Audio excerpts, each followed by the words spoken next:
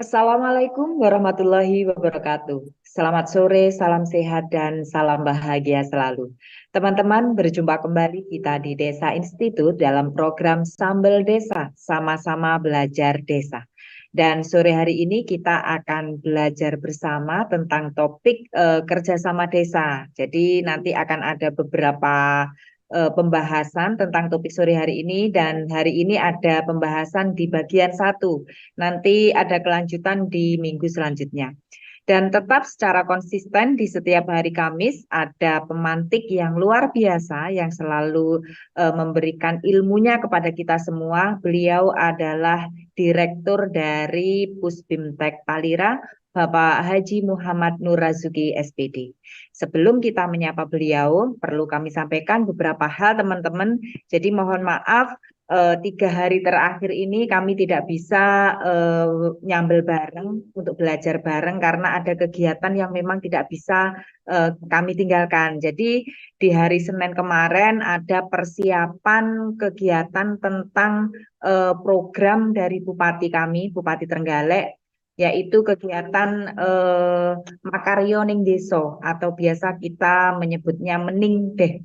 Jadi akan kita angkat di topik Sambel Desa besok keterkaitan dengan programnya Bupati Trenggalek Meningdeh dan kaitannya dengan 3% operasional pemerintah desa dari dana desa. Jadi nanti akan kita bahas topik Meningdeh, Makaryo Ning Deso, Desa Hebat yang merupakan programnya Bupati Trenggalek yang berhubungan dengan penggunaan 3% dari operasional dana desa untuk giat eh, apa itu namanya seremonial yang ada di desa. Jadi kita akan belajar bersama di topik selanjutnya. Baik, teman-teman, untuk keterkaitan dengan DRP mengingatkan, jadi bagi teman-teman yang sudah ada F-in-nya untuk DRP di bulan Februari, monggo untuk segera diunggah dalam aplikasi si pemberdaya. Bagi yang belum, kita saling mengingatkan kepada mentor kita untuk segera di F-in agar prosesnya atau alurnya sesuai dengan jadwal atau alur tahapan. Kemudian yang selanjutnya lagi, alur tahapan sekarang teman-teman tetap persiapan untuk pelaksanaan kegiatan dari pencairan DD tahap 2 yang sudah masuk tahap 1 yang sudah masuk dalam RKD, monggo dicermati DPA-nya untuk persiapan pelaksanaan kegiatan. Baik, kita sapa dulu pemantik kita yang luar biasa yang selalu hadir bersama kita di hari Kamis. Selamat sore, Pak Nur. Selamat sore, Assalamualaikum warahmatullahi wabarakatuh. Salam sejahtera untuk kita semua. Warahmatullahi wabarakatuh. Pak, topik sore hari ini keren ini kayaknya karena memang kalau bagi teman-teman khususnya PD, karena kalau kami di pendamping lokal desa tidak ada unit kompetensi untuk kerjasama desa. Jadi bagi teman-teman PD ini sangat apa ya, ilmu yang sangat bermanfaat sekali khususnya kaitannya dengan proses pendampingan teman-teman PD dalam memfasilitasi desa untuk kerjasama desa. Sudah siap, Pak? Alhamdulillah, insyaallah sudah siap. Iya, monggo Bapak. Oke, makasih. Saudara sekalian, Assalamualaikum warahmatullahi wabarakatuh. Salam Wah, sejahtera untuk kita semua. Sore hari ini adalah eh, pertemuan untuk sesi pertama pada bagian pertama dalam pembahasan atau dalam topik Badan Kerjasama Desa. Eh, ini sengaja saya angkat karena eh, ada satu pemahaman atau interpretasi yang berbeda sehingga menjadi di beberapa wilayah itu ada satu aktivitas yang menjadi debatable. Nah, semoga apa yang akan kita diskusikan pada sore hari ini untuk bagian yang pertama ini nanti akan bisa memberikan satu pencerahan bagi kita semua bahwa sebenarnya Badan Kerjasama Desa itu apa atau siapa, lalu bagaimana kerjanya, ini supaya eh, makin jelas. Baiklah, saya langsung share screen.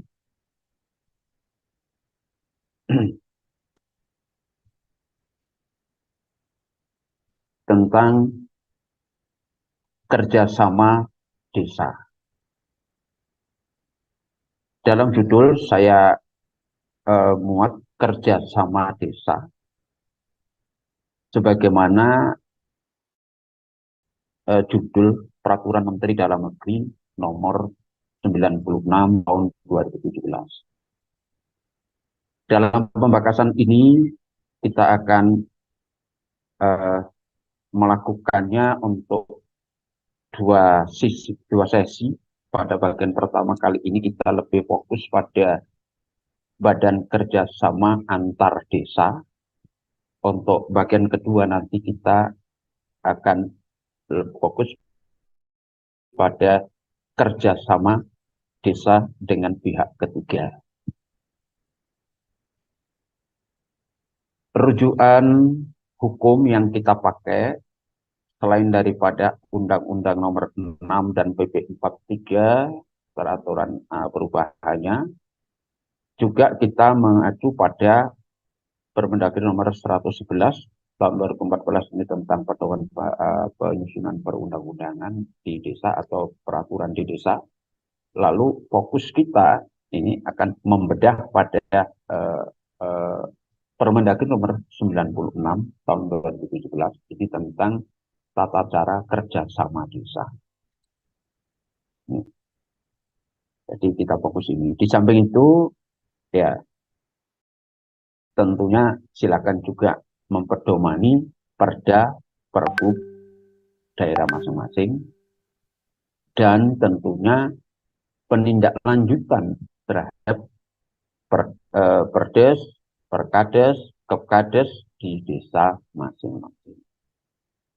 Nah, untuk regulasi yang di tingkat desa, setidaknya yang harus dimiliki oleh desa terkait dengan bagaimana kita bisa melakukan kerjasama, baik itu antar desa maupun dengan pihak ketiga, maka setidaknya kita punya perdes tentang kewenangan desa, SOTK, LKD, lalu kerjasama desa. Dari situlah nanti akan muncul keputusan kepala desa tentang badan kerjasama desa. Tuh. Ini rujukannya. Saudara sekalian, apa tuh sebenarnya kerjasama desa itu? Di Permendagri 96 itu diuraikan kerjasama desa itu kesepakatan bersama antara desa atau dengan pihak ketiga secara tertulis untuk mengerjakan program-program baik itu bidang pemerintahan, pembangunan, pembinaan kemasyarakatan maupun pada pemberdayaan. Jadi semua bidang. Karena bidang yang ada di kegiatan anggaran di desa itu ya ada 4 itu ditambah 1 adalah keadaan darurat ini. Nah, tentunya yang bisa dikerjasamakan itu adalah yang memiliki potensi dan menjadi kewenangan desa. Jangan lupa memiliki potensi dan menjadi kewenangan desa terhadap sektor atau bidang yang bukan kewenangan desa, maka tidaklah bisa dikerjasamakan. Gitu. Nah, sedangkan terkait dengan pihak ketiga itu adalah yang ada keterkaitan apa? Menimbulkan di mana ada kewenangan, misalnya sebuah perusahaan atau pihak ketiga itu ada di wilayah desa. Maka desa itu sebenarnya punya kewenangan sebagian atas bagaimana dinamika apa itu pihak ketiga atau usaha-usaha yang dilakukan oleh pihak ketiga tersebut. Karena mereka melakukan kegiatan usaha itu ada di wilayah desa tersebut, gitu. Yang tentunya kerjasama ini akan menimbulkan kewajiban, hak pada kedua belah pihak atau para pihak. Bahasa hukumnya itu para pihak gitu. Nah, dari pengertian ini kemudian yang saya ulas awal tadi bahwa kerjasama desa itu jika dibagi, diidentifikasi itu ruang lingkupnya itu ada kerjasama antar desa dan ada kerjasama dengan pihak ketiga. Kerjasama antar desa itu bisa terjadi antara dengan satu desa, artinya dua desa ya, dalam satu kecamatan, ada dimungkinkan dua desa atau lebih berbeda kecamatan, tapi dalam satu wilayah kabupaten, sedangkan ada pula kerjasama itu dengan antar desa, satu atau lebih, tapi di luar kabupaten. Jika itu yang terjadi, maka aturan yang dipakai adalah harus merujuk pada kerjasama daerah. Kerjasama daerah. Ini. Jadi, karena ada aturan yang terkait dengan bagaimana ketentuan kerjasama antar daerah itu ada. Itu. Soalnya Pak, bisa terjadi, misalnya satu desa di Lamongan, kerjasama dengan satu desa atau lebih yang ada di Trenggalek, bisa jadi. Kalau itu yang dilakukan, maka tidak bisa lepas dari bagaimana aturan terkait dengan kerjasama antar daerah. Ini harus diikutkan menjadi rujukan peraturannya. Gitu. Nah, dari kerjasama antar desa ini, antar pemerintah desa, itu dituangkan dalam naskah tertulis yang kemudian lazim disebut dengan peraturan bersama kepala desa. Jadi wujud daripada nota kesepakatan atau nota kerjasama itu adalah dituangkan dalam peraturan bersama kepala desa. Berbeda dengan kerjasama dengan pihak ketiga. Dalam kerjasama dengan pihak ketiga, baik itu atas prakarsa desa maupun atas prakarsa pihak ketiga, tidak melahirkan peraturan, tetapi melahirkan perjanjian bersama. Nih, perjanjian bersama, MOU, itu, atau perjanjian mungkin dengan bahasa lain terserah, yang penting adalah bukan peraturan bersama kepala desa, melainkan adalah semacam perjanjian bersama. Begitu. Itu ruang lingkupnya kerjasama desa.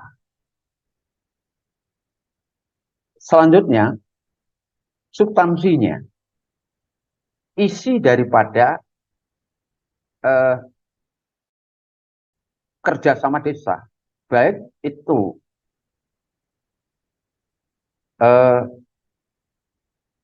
antar desa maupun dengan pihak ketiga, sekurang-kurangnya yang menjadi kesepakatan itu terkait dengan hal satu ruang lingkup kerjasamanya.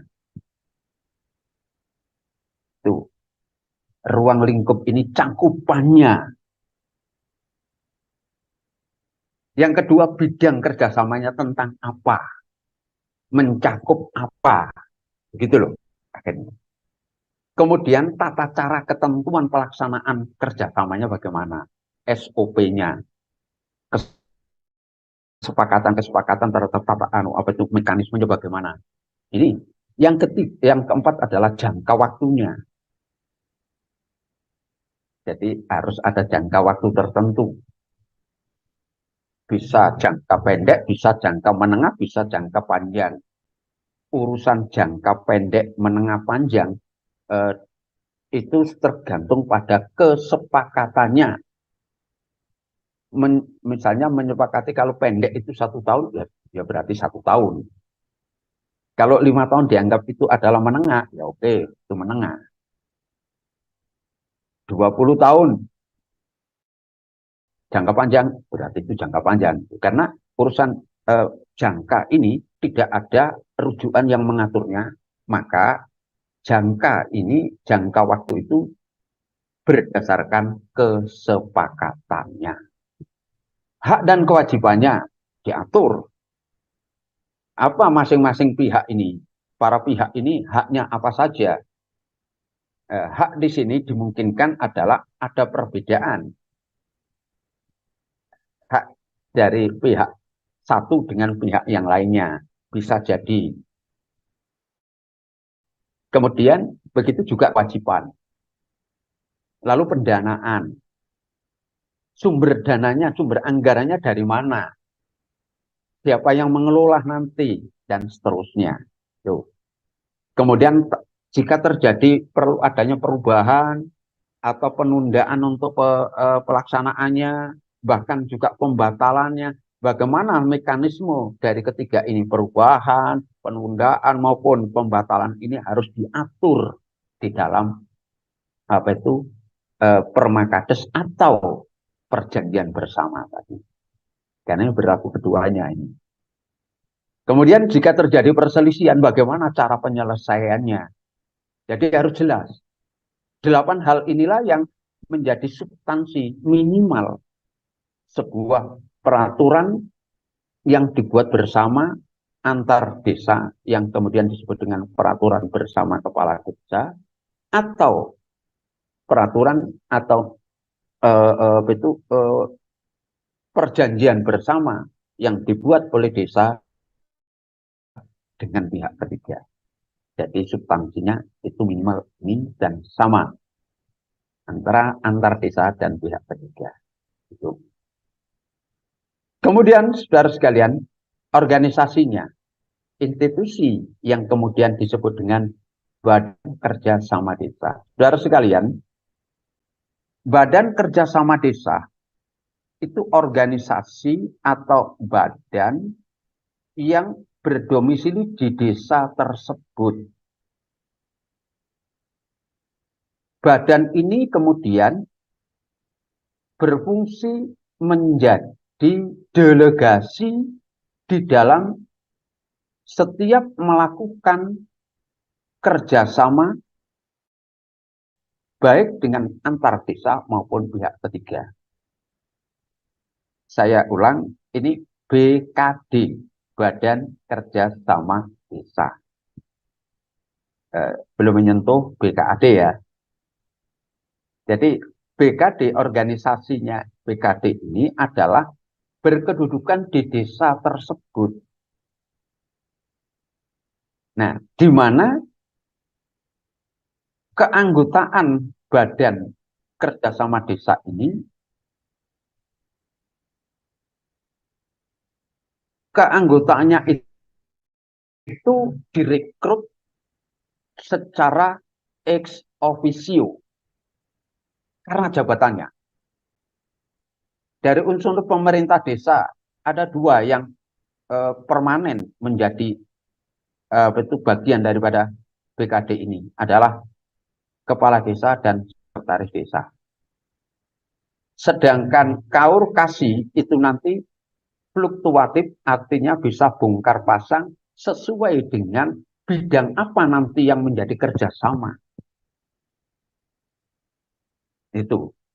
Jadi suatu saat dimungkinkan kasih pemerintahan yang ikut menjadi bagian kerjasama untuk bidang tertentu yang kebetulan bidangnya adalah itu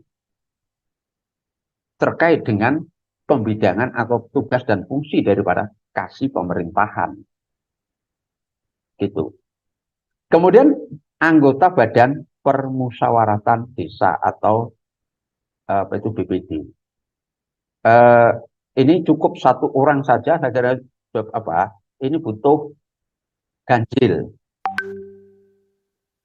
bisa itu karena jabatannya misalnya ketua BPD-nya.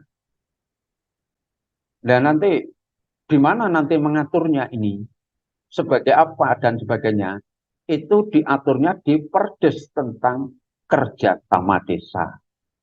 Bahwa organisasi ini misalnya kepala desa sebagai penanggung jawab, ketua BPD sebagai ketua BKD-nya, badan kerjasamanya, atau mungkin anggota yang mewakili BPD.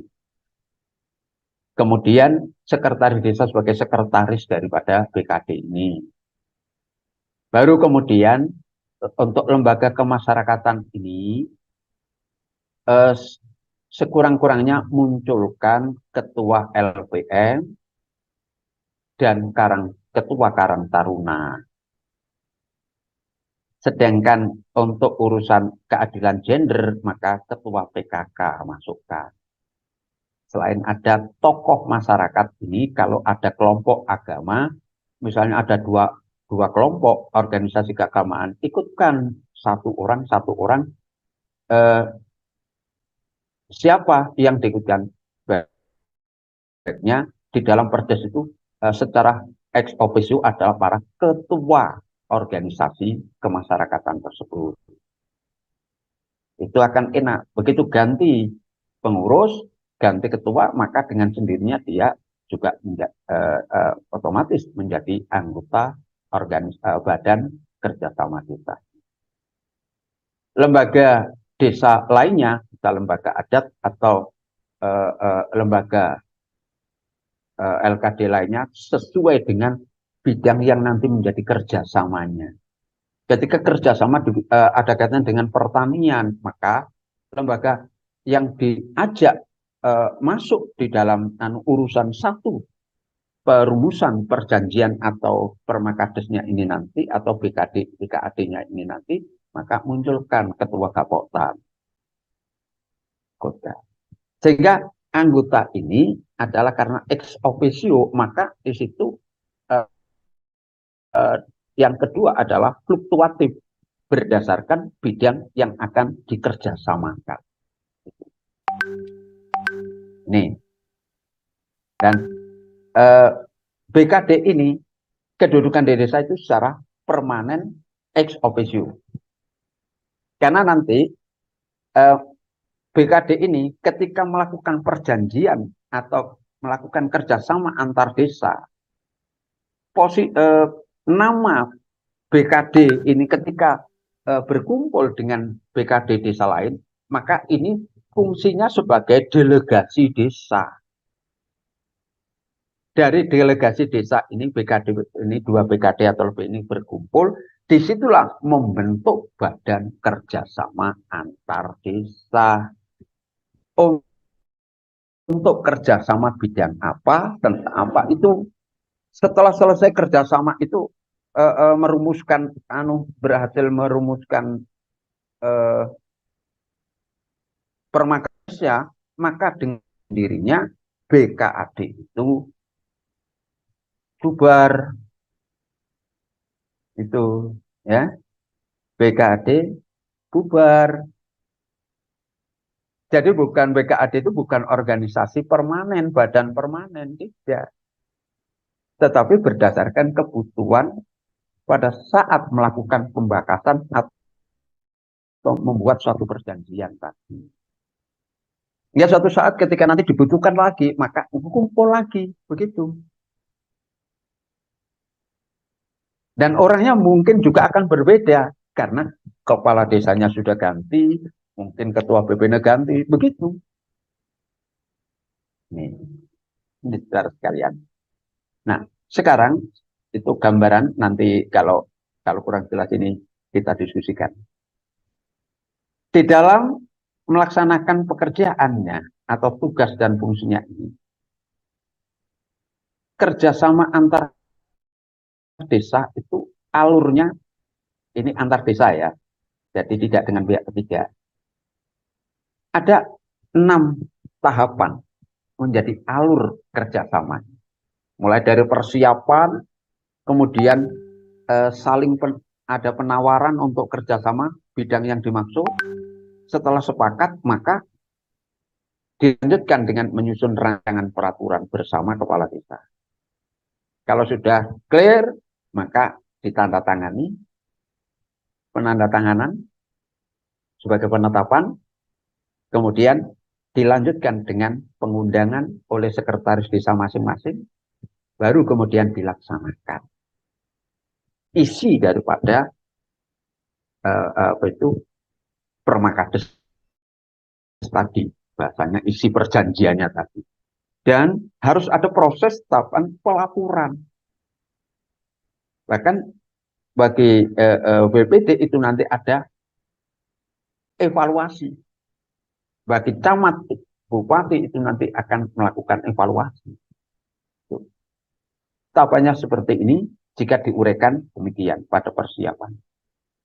Mulai dari kepala desa, dia melakukan inventarisasi terhadap apa yang ada potensi yang dimungkinkan bisa dikerjasamakan. Nah, kemudian dari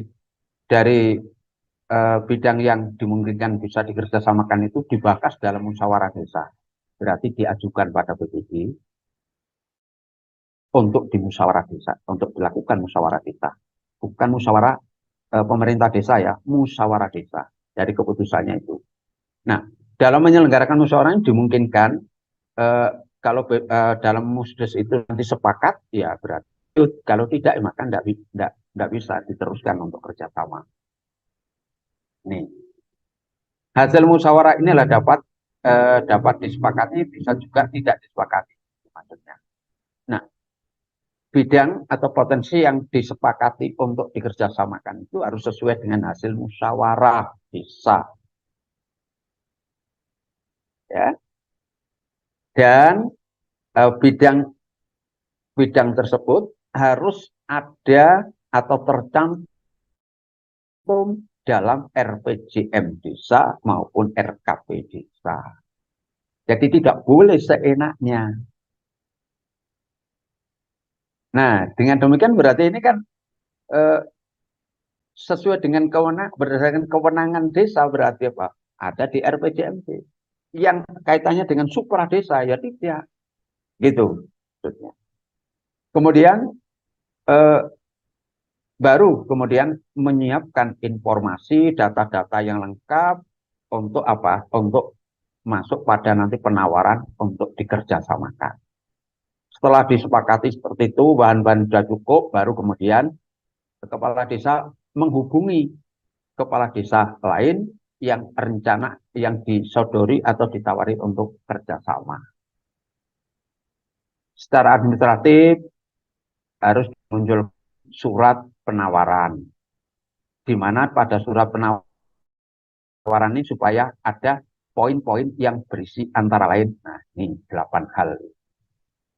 Mengenai bidang apa yang akan ditawarkan kerjasama, ruang lingkupnya kerjasama itu meliputi apa saja, tata caranya, jangka waktunya, seperti tadi itu ya, substansi tadi.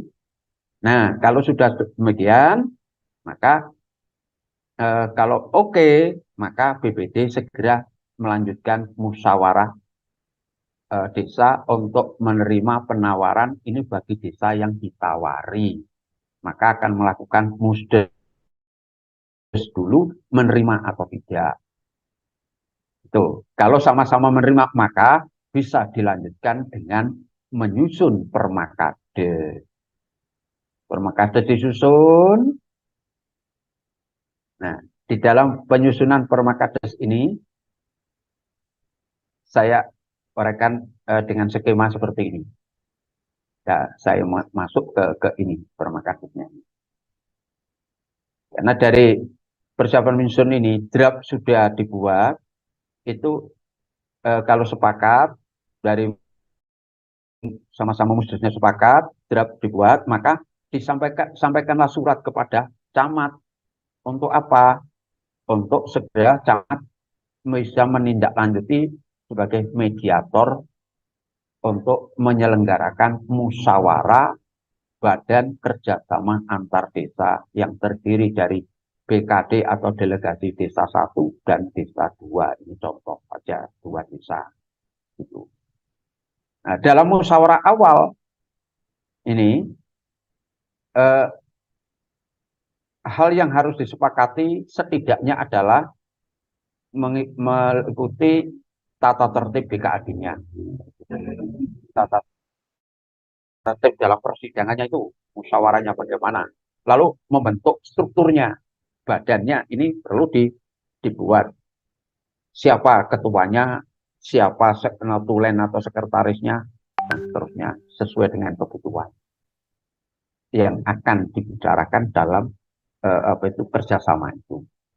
Jadi ini tidak ada patokan strukturnya itu ada ketua, sekretaris, lalu bendara, lalu macam-macam itu sangat tergantung pada kebutuhannya.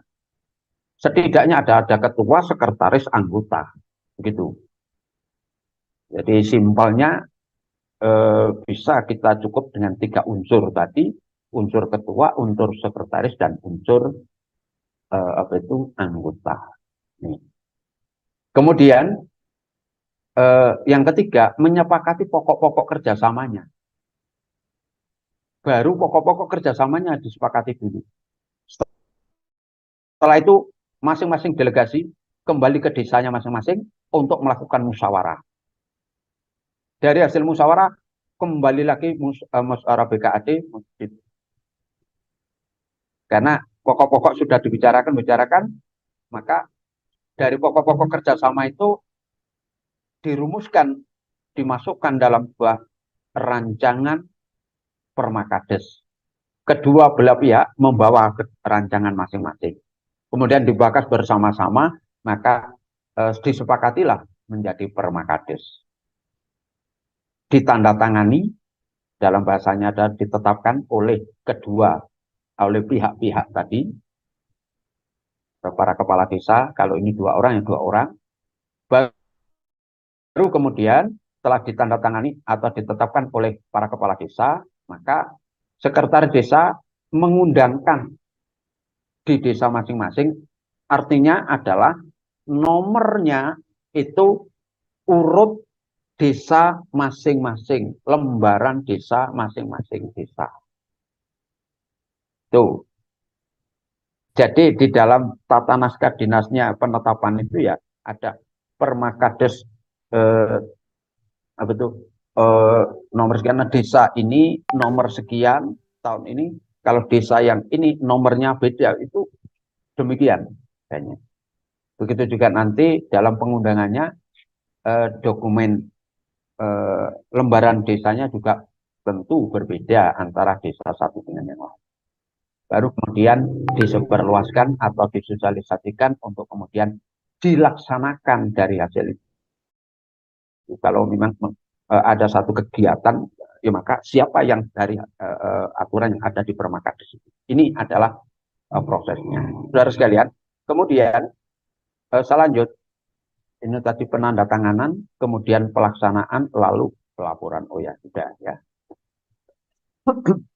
Sudah dilaksanakan, maka harus dilaporkan. Nih, hasil kegiatan itu siapa ini dari tim atau struktur organisasi yang menyepakati tadi itu.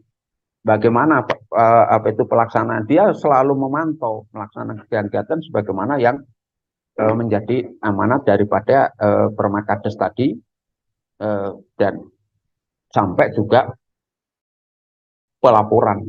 Jadi badan kerjasama antar desa ini wajib melaporkan hasil pelaksanaan peraturan bersama tadi.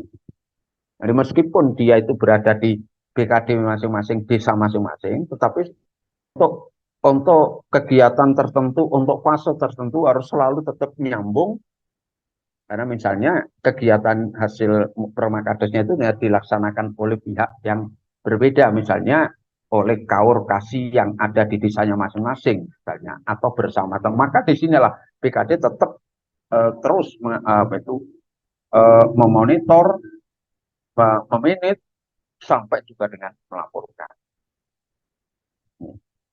Sementara ini dulu yang saya uraikan sampai dengan kerjasama antar desa untuk dengan pihak ketiga akan kita bahas pada Kamis yang akan datang. Saya kembalikan pada Cynthia, monggo. Iya, terima kasih banyak, luar biasa materinya sore hari ini mengupas keterkaitan dengan kerjasama desa sampai ke badannya. Jadi kita akan diskusi bersama tentang kerjasama desa yang sudah diulas oleh Bapak tadi dan kita kaitkan dengan kondisi real yang ada di desa. Apakah di desa dampingan kita maupun di desa sekitar kita keterkaitan dengan badan kerjasama yang ada di desa maupun badan kerjasama antar desa yang lingkupnya lingkup kecamatan itu memang sudah ada dan sudah melaksanakan apa pekerjaannya atau tugasnya sesuai dengan prosedur yang sudah disampaikan oleh Bapak tadi. Baik teman-teman, teman-teman bisa langsung raise hand dan bergabung bersama kami untuk kita belajar bersama tentang topik sore hari ini. Baik Pak Nur, sambil menunggu teman-teman ini sangat menarik topik sore hari ini karena bagaimanapun juga desa itu keterkaitan dengan kerjasama pasti ada. Artinya ada kerjasama yang memang lingkupnya lingkup di desa, kemudian ada kerjasama lingkup antar desa, bahkan ada kerjasama dengan pihak ketiga. Nah, itu outputnya atau regulasinya kan juga terdiri dari tiga, ada perdes, ada perkades, juga ada surat perjanjian kerjasama bagi desa yang melaksanakan kerjasama dengan pihak lain. Nah, ketika kita artinya kalau kami sendiri ketika memfasilitasi badan kerjasama desa yang di lingkup desa, itu kita pernah ada, kita cerita ya Pak, nanti kita diskusi bersama. Pernah kita ada sedikit, apa istilahnya, sedikit beda pendapat keterkaitan dengan output yang sudah dikerjakan atau yang sudah diusulkan oleh Badan Kerjasama Desa, kemudian hasil usulan itu masuk dalam penyusunan Rencana Kerja Pemerintah Desa yang disusun oleh tim penyusun. Nah, yang ingin kami matchkan adalah ketika Badan Kerjasama Desa itu punya program. Nah, punya program dan program itu sudah disusun dengan baik. Kemudian ketika dibawa ke atau disinkronkan dengan RPJMDes, kemudian diolah oleh tim penyusun RKP. Nah, ada istilahnya dari programnya BKD dengan eh, rincian biaya yang sebegitu besar akhirnya masuk dalam proses penyusunan RKP kemudian diolah oleh tim penyusun RPJ RKPdes. Ini bagaimana untuk menyikapi Pak? Karena bagaimanapun juga tim penyusun itu kan juga harus menyesuaikan pendanaan atau pendapatan yang dimiliki oleh desa dalam proses penyusunan RKP. Sedangkan yang diusulkan atau program yang dibawa oleh BKD itu luar biasa sehingga perlu ada apa istilahnya ada banyak kegiatan yang akhirnya tidak bisa tercover karena memang usulan dari BKD ini luar biasa. Ini bagaimana untuk menyikapinya, Bapak? Badan Kerjasama Desa itu eh, akan bekerja ketika ada bidang yang dikerjasamakan. Karena badan ini personalianya itu ex officio, sesungguhnya ketika misalnya dalam musrenbang itu tidak ada PKD itu. Usulannya ada seperti itu. Usulannya otomatis tidak ada karena apa? Include ada di PLKD, ada di pemerintah desa, ada di PPD. Jadi badan ini jangan seperti dipermanenkan seolah-olah independen muncul sendiri, tidak. Tapi badan ini adalah badan yang sewaktu-waktu ini muncul karena ex officio tadi, karena ada satu bidang yang akan dikerjasamakan. Prosesnya adalah usulan kerjasama, mau bidang apa, itu ada di Kades. Kades atas nama pemerintah. Jadi tidak ada usulan atas nama BKD. Inilah makanya saya katakan tadi di Mukadimah itu ada hal yang masih debatable persoalan BKD dan BKAD ini. Seolah-olah BKD BKD atau BKAD itu adalah sebuah badan yang independen, kemudian tersendiri. Itu tidak. Badan ini akan muncul ketika ada kegiatan yang atau bidang yang mau dikerjasamakan. Itu. Jadi ini munculnya itu adalah insidensial, berdasarkan apa yang akan ada dikerjasamakan, usulan dari siapa? Kepala desa. Jelas sekali bahwa kerjasama yang akan dilakukan itu adalah berdasarkan usulan kepala desa, kemudian disampaikan kepada BPD untuk segera dimintakan, dikonsultasikan pada masyarakat dalam forum musyawarah desa. Nah, setelah sudah selesai, kemudian ditawarkan oleh kepada desa yang ingin diajak kerjasama, di sana nanti ketika menerima kepala desanya, lalu kepala desa menyampaikan pada BPD untuk apa, dikonsultasikan kepada masyarakat dalam forum musyawarah desa. Kalau sama-sama musyawarah desa sepakat hasilnya, maka lanjut dengan pembahasan. Setelah itu selesai dan insidensial, maka badan kerjasama antar desa itu pun nanti itu akan bisa dalam misalnya satu kecamatan misalnya. Ada, misalnya sekarang ini yang ada kerjasama antar desa yang dengan programnya sepakat dengan Permakades yang melahirkan BUMDes bersama. Tapi bidang yang lain pun juga akan ada badan kerjasama, orangnya sama, tapi nanti mungkin organisasi strukturnya BKAD-nya yang nanti itu mungkin bagi tugas, jangan itu sudah ketua BKAD yang terkait dengan BUMDes, untuk yang tentang irigasi ini supaya yang lain. Bisa jadi terjadi seperti itu. Jadi ini tidak Jan Tias, di dalam desa, dalam musrenbang atau apalagi misalnya musrenbang, kemudian itu kemudian kok ada BKD membuat usulan dengan program yang besar itu. Lah, itu dari mana? Karena apa? BKD di desa itu memang permanen ex officio, tetapi munculnya sebagai delegasi desa itu apabila ada event, bahasanya gitu, ada event yang mau dikerjasamakan, itu baru muncul. Jadi tidak punya kewenangan mengusulkan anggaran macam-macam. Itu yang mengusulkan anggaran ya lewat LKD, lewat kepala desa. Itu. Makanya di dalam musrenbangdes di situ tidak ada itu usulan kok dari BKD. Tidak ada. Karena BKD itu adalah badan ini include di lembaga-lembaga kelembagaan desa semuanya. Gitu Cendias gambarannya. Iya, baik. Ini ada sebelum kita masuk ke Bang Aris, ini ada yang menulis di meeting chat. Nanti Bang Aris setelah ini ya. Izin bertanya Bapak, jika ada BKAD sebelumnya, lalu ada lagi desa BKAD-nya baru, apakah BKAD yang sebelumnya itu harus diberhentikan melalui SK Kades, atau otomatis BKAD lama itu tidak berlaku lagi? Ataukah masih berlaku BKAD dua-duanya? Nah, Bapak. Nah, baru saja tadi saya jelaskan itu, saya kebetulan belum melihat tadi, namanya konsen melihat yang di apa itu peserta webinar. Begini, saudara sekalian, BKAD itulah muncul atau lahir atau terbentuk itu berdasarkan kegiatan yang ingin disepakati atau dikerjasamakan. Ketika misalnya ada BKAD yang terkait dengan ini kebetulan menangani tentang BUMDes, ya udah.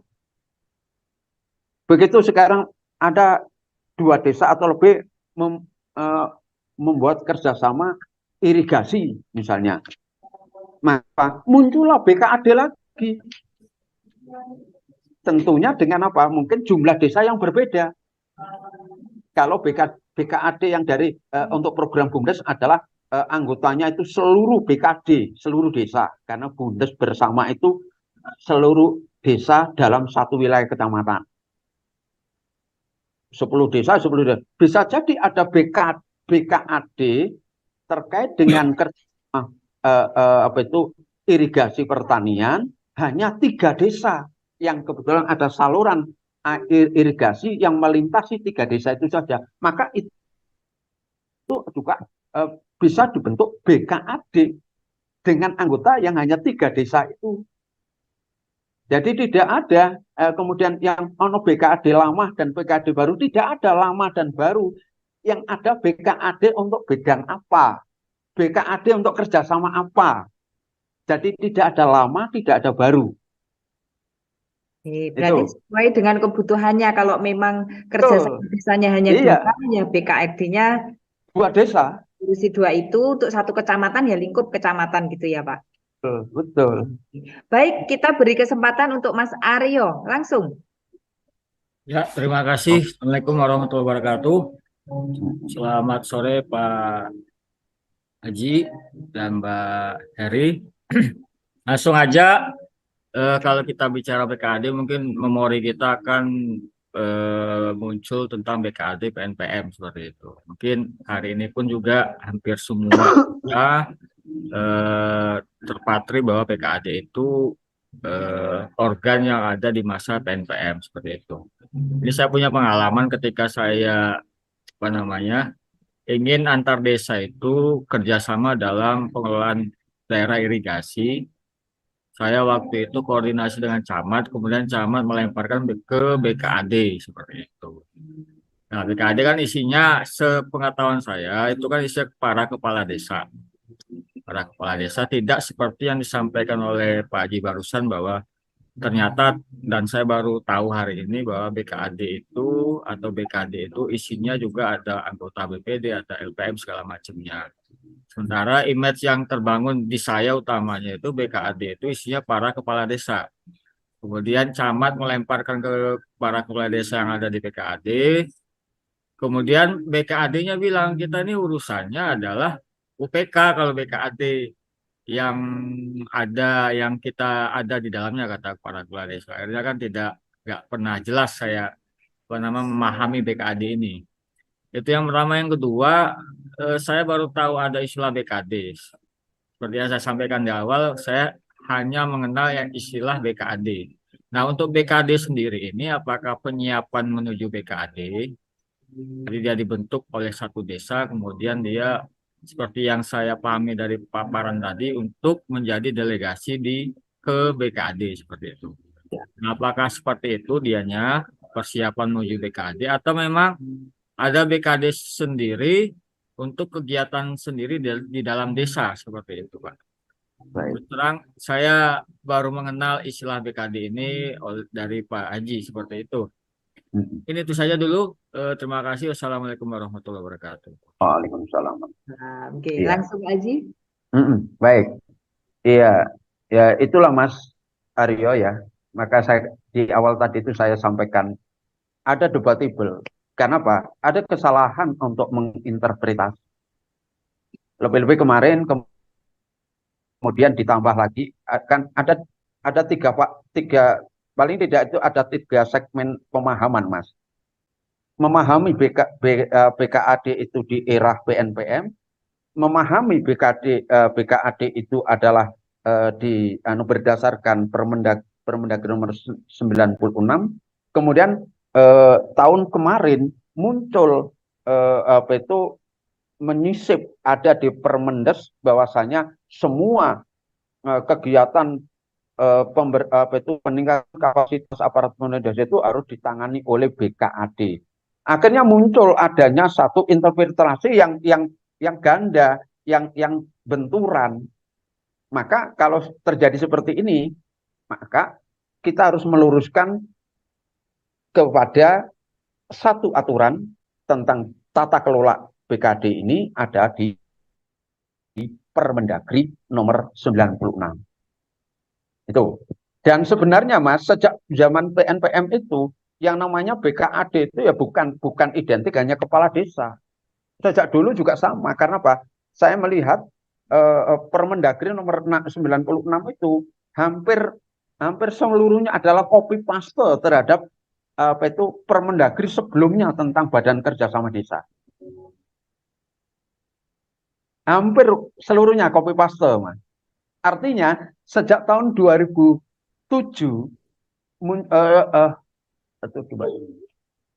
sejak tahun 2007 munculnya Permendagri terkait dengan Badan Kerjasama Desa itu ya sudah hampir semuanya sama pasal-pasal itu sebagaimana yang kemudian ada di Permendagri nomor 96 sama. Tuh. Kalau saya sejak dulu memahaminya karena saya juga ikut terlibat di dalam proses pemerintahan, ya tidak seperti Mas Aryo tadi bahwa identiknya hanya kepala desa saja, tidak. Kalau dulu juga ya itu malah di kami itu tahun 2009 itu 7 orang sebagai delegasi desanya atau BKD-nya ini. Tetapi BKD ini itu karena ex officio berdasarkan kerjanya adalah insidensial berdasarkan program yang dikerjasamakan, maka nyaris tak berbentuk.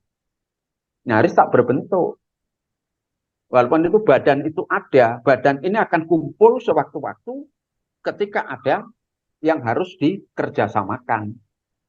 Berkumpul untuk menjadi apa? Menjadi delegasi desa. Sehingga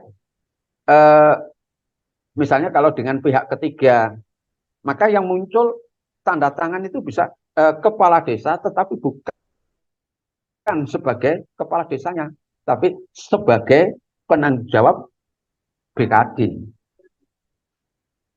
Bagaimana penanggung jawabnya? Jadi dalam hal kerjasama itu kepala desa bertanda tangan itu tidak hanya sebagai kepala desa. Jadi munculnya bahasanya gini, kepala desa,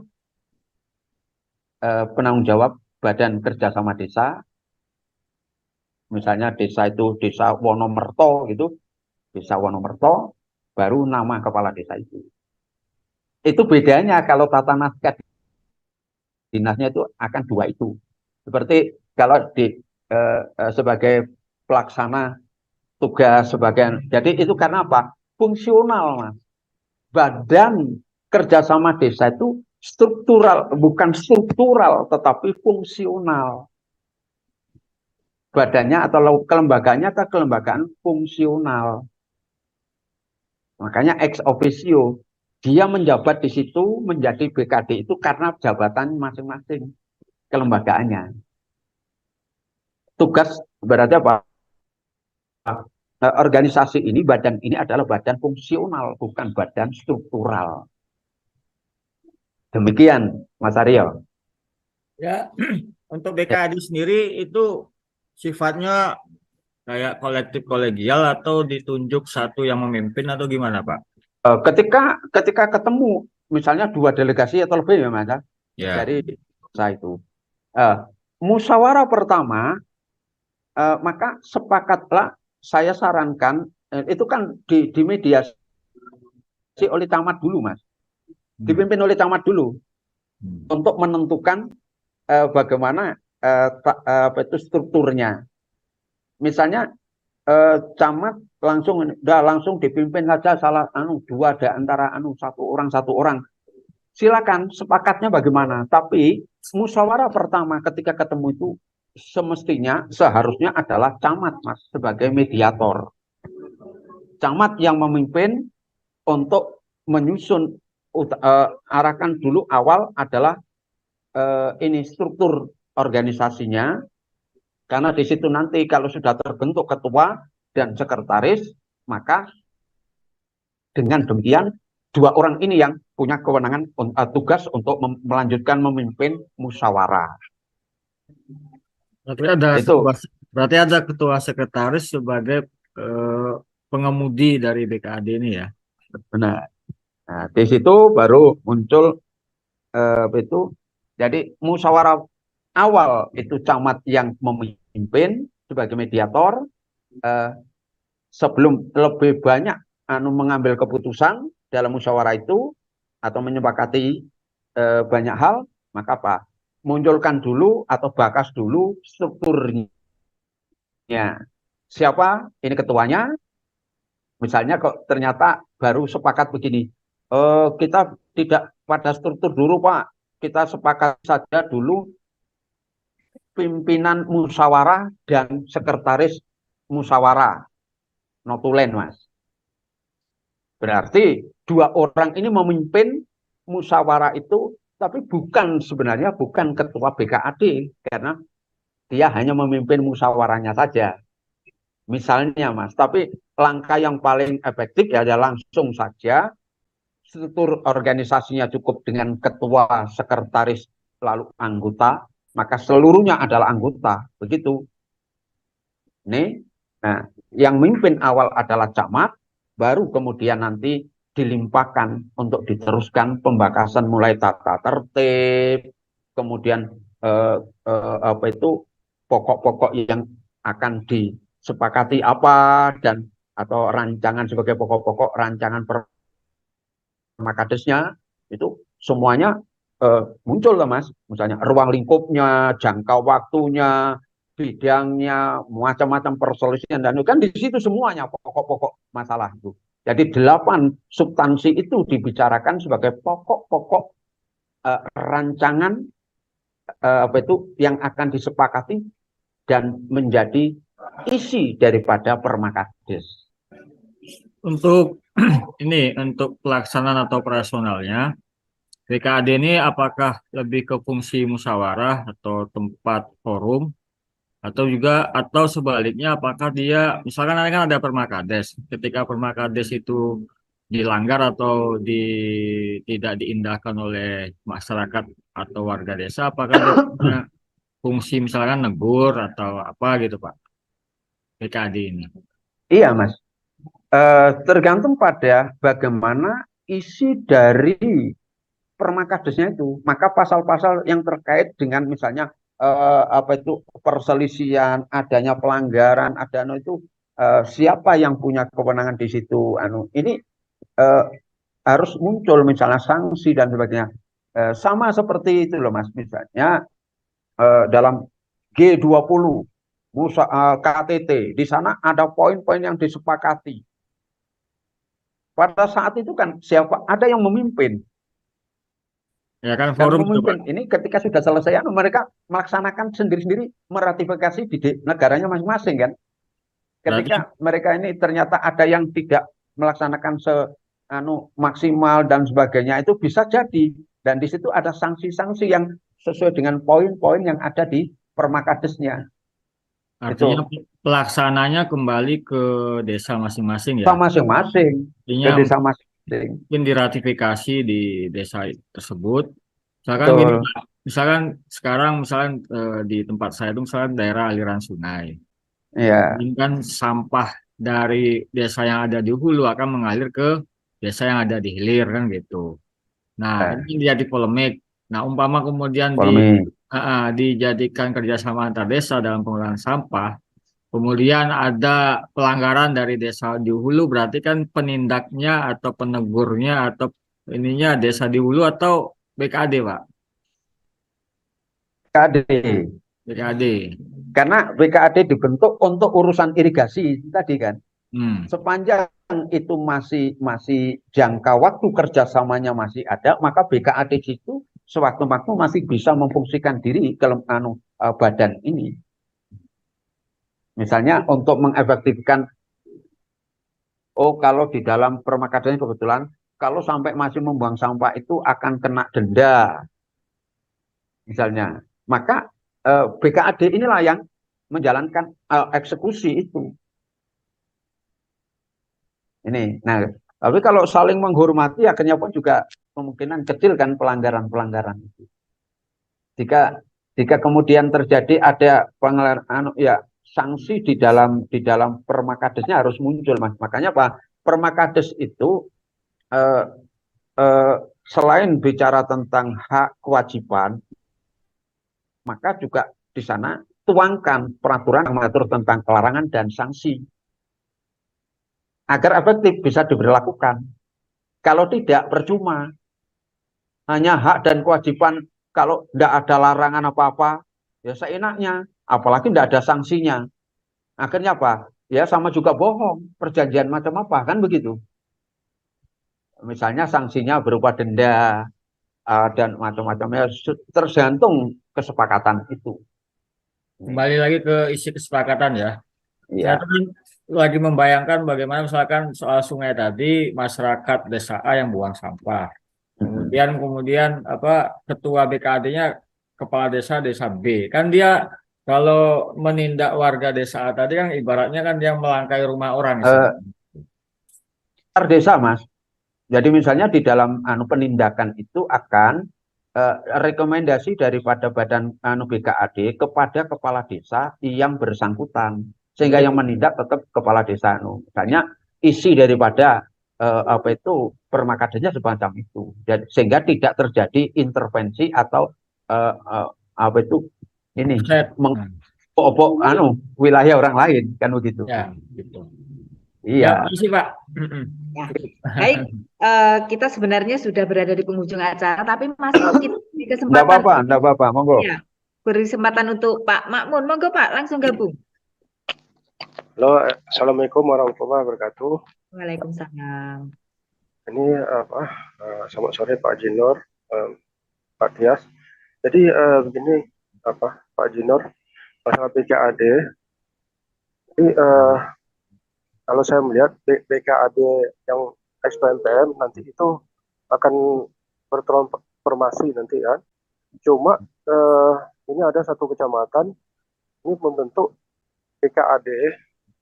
Ini dia ada kecamatan itu 17 desa. Jadi melalui BKD delegasi desa itu ada sekitar 5 atau 7, di situ ada perempuan. Jadi dari 17 desa membentuk.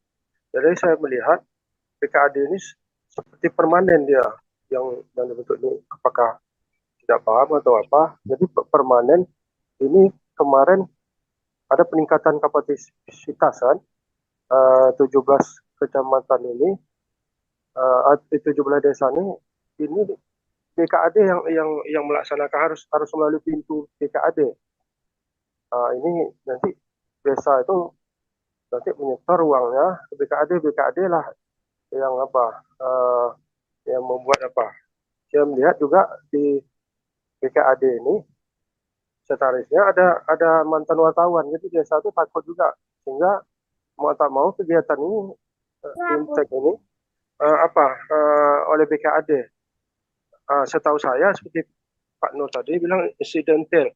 Misalnya bagaimana itu 2 desa atau 3 desa dari 17 desa bekerjasama. Sementara ketua itu tidak termasuk atau sekretarisnya tidak termasuk desa yang itu tadi yang 17 yang 3 itu tadi kan.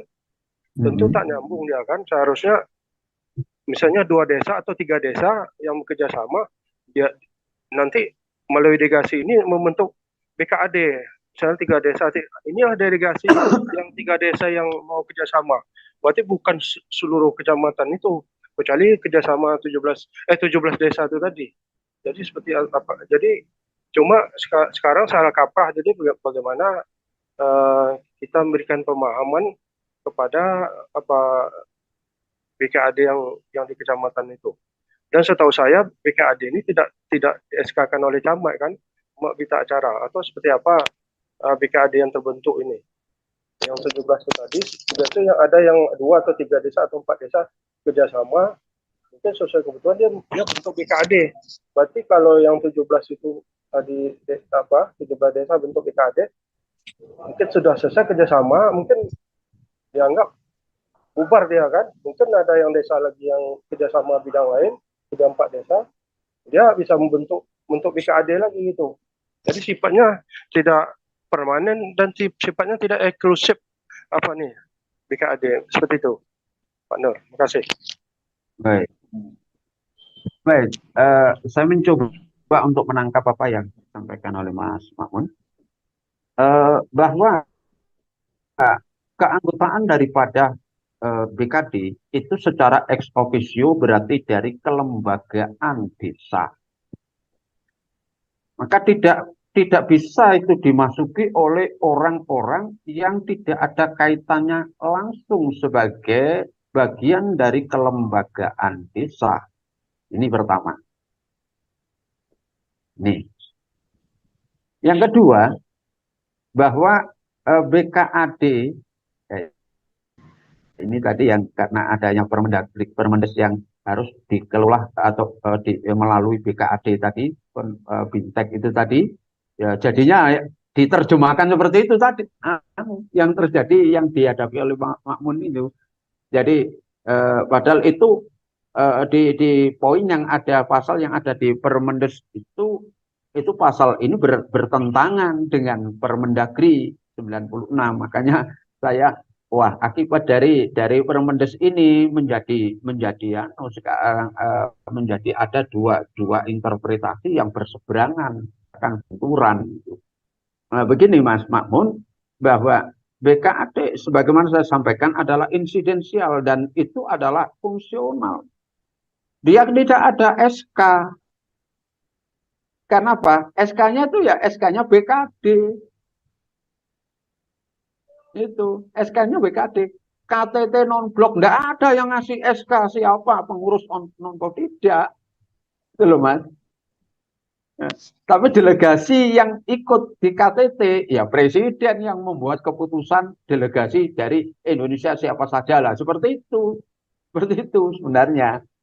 Jadi Badan Kerjasama Desa itu kalau di negara ya sama saja dengan dan itu delegasi dalam sebuah KTT tertentu itu loh Mas. Maka dia tidak ada badan yang permanen di situ. Ini muncul ketika diperlukan ada kegiatan begitu.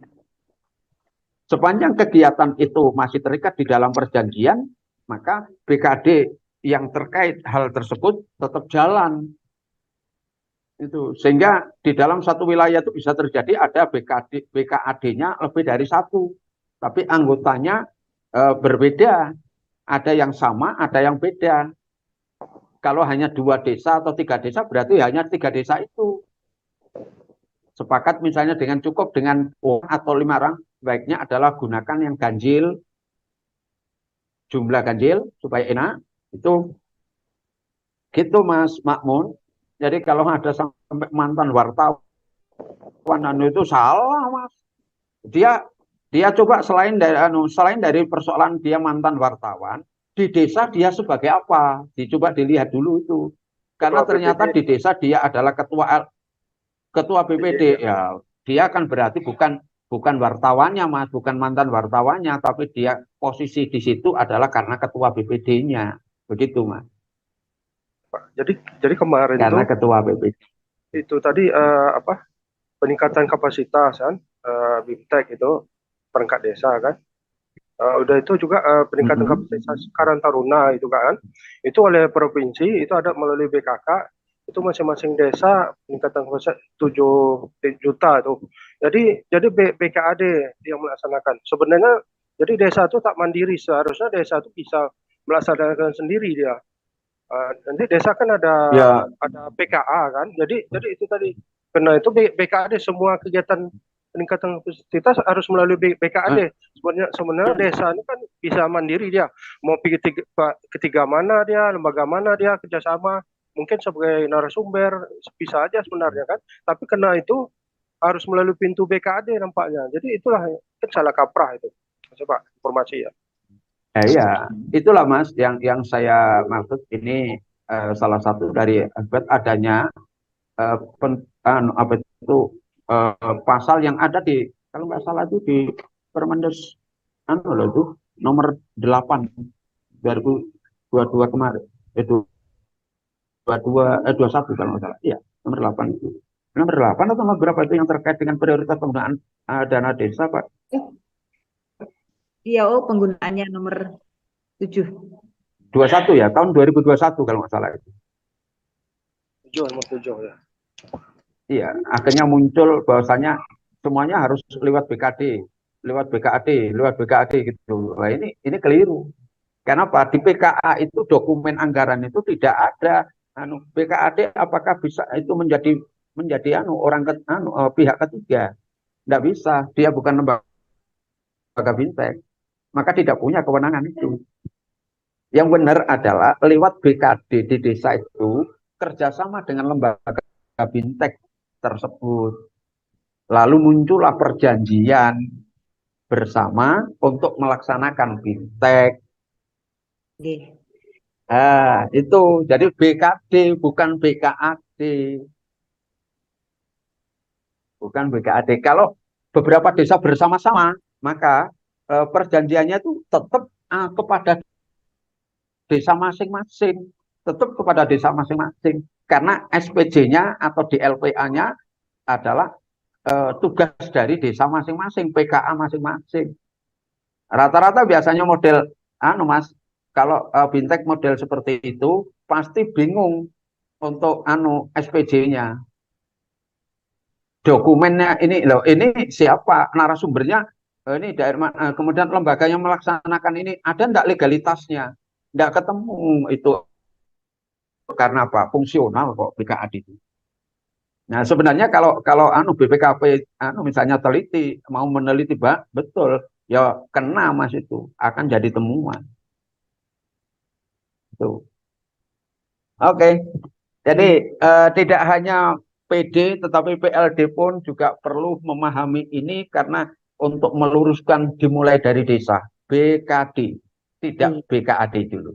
Oke. Ya, kami juga pernah berdiskusi tentang kasusnya Pak Akun ini, Pak Nur. Jadi ketika ada regulasi tentang Permendes PDTT nomor 8 tahun 2022 tentang prioritas penggunaan dana desa, ada pasal yang menyebutkan bahwa pemerintah desa dalam melaksanakan pelatihan dan pengadaan itu bisa dilaksanakan oleh pemerintah desa atau BKAD.